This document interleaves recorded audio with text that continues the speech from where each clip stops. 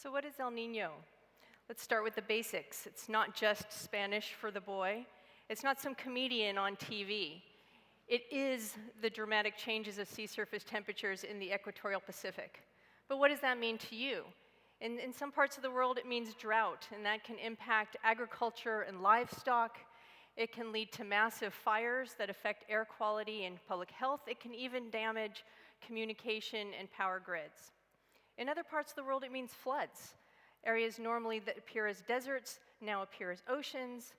Roads and infrastructure can be at risk.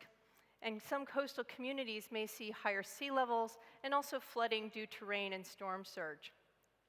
So how can maps help us understand the risks and opportunities of El Niño, the expected climate impacts and where, the typical timing of those impacts, and how can maps help us better assess temporally and spatially those risks, say with floods? That's where our session comes in.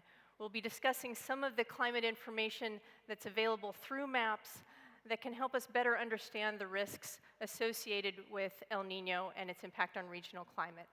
But let's go back many centuries. Once upon a time, there was El Niño, and that referred to a seasonal warming of the waters off the coast of Peru. This tended to happen at the end of the year, and so it was named after the Christ child. In some years, that warming was even stronger. And we know with now observations that coastal warming was actually associated with warming across the equatorial Pacific, and we typically look at this as a difference from average. This is what we see as El Niño now. This is the El Niño we had this past year, one of the strongest on record. Some even named it Godzilla El Niño.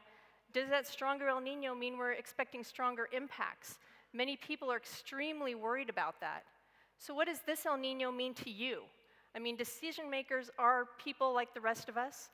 They also face the same confusing and conflicting information and headlines, which can fuel misperceptions and can even increase risk through misunderstanding.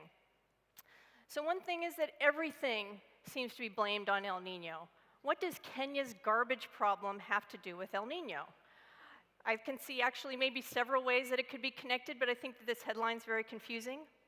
In the United States, even US football coaching appears to be related to El Niño, which is probably just headline grabbing, but again, it's not really helping to clarify the important information on El Niño to the public. So one common misperception is that the El Niño is actually the impacts. You can see here that the press has equated the El Niño-related storms with the El Niño event. But El Niño is not going to make landfall in California. It's out in the Pacific Ocean. So there was a lot of press in California about this El Niño, and they had an expectation of enhanced rainfall with the El Niño, and maybe with the Godzilla El Niño, it might even end the multi-year drought they've been experiencing. And while California did have more rain than usual, it wasn't that much more, and so these Godzilla expectations were not realized. And so many in California don't see this as a Godzilla El Niño, maybe a gecko El Niño. But again, we want to understand how to navigate those risks through information. Where and when can we expect these impacts?